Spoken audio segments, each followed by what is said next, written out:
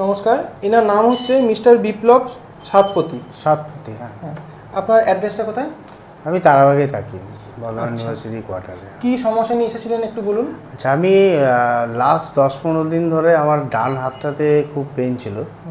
মানে এখান থেকে পেনটা শুরু হয়েছিল, তো এখান থেকে এটা রেডিয়েট করে পুরো হাতের এই জায়গাটাতে পেন ছিল। রাত্রে ঘুমোতে পারতাম না, হাতটা তুলতে অসুবিধা হতো।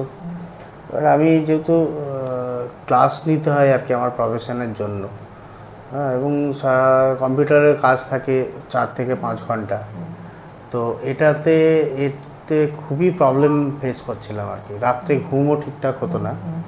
তো আমি এই সমস্যা নিয়ে আমি কালকে এসেছিলাম, আমার কালকে ফার্স্ট সেশন ছিল। তো কালকে যেটা হয়েছে, আমার অনেকগুলো এখানে হচ্ছে প্রসিডিওরের মধ্যে দিয়ে গেছি আমি।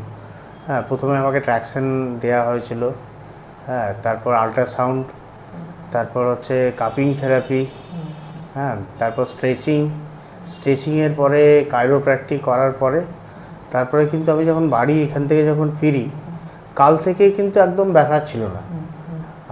এবং সকালবেলাও যখন মানে অন্যদিন ঘুম থেকে ওঠার পরে যখন এই জায়গাটা একটু ভাল লাগতো, হ্যাঁ, হাতটা তুলতে অসুবিধে হতো। ভোরবেলার দিকে হচ্ছে ঘুম ভেঙে যেত, মানে ঘুমও হতো না রাত্রে ঠিকঠাক করে। তো কাল থেকে একদমই সেই সমস্যা নেই। আজকে আমার এখানে সেকেন্ড সেশন ছিল, তো আমার এখন মনে হচ্ছে যে আমি সম্পূর্ণভাবে সুস্থ আর কি। আমার এই প্রবলেমটা এখন আপাতত আমার নেই। ওনার যেটা হয়েছিল cervical spondylosis with radiculopathy. Owner right arm দিয়ে একটা নার্ভ ওনার পিঞ্চ হচ্ছিল ঘাড় থেকে।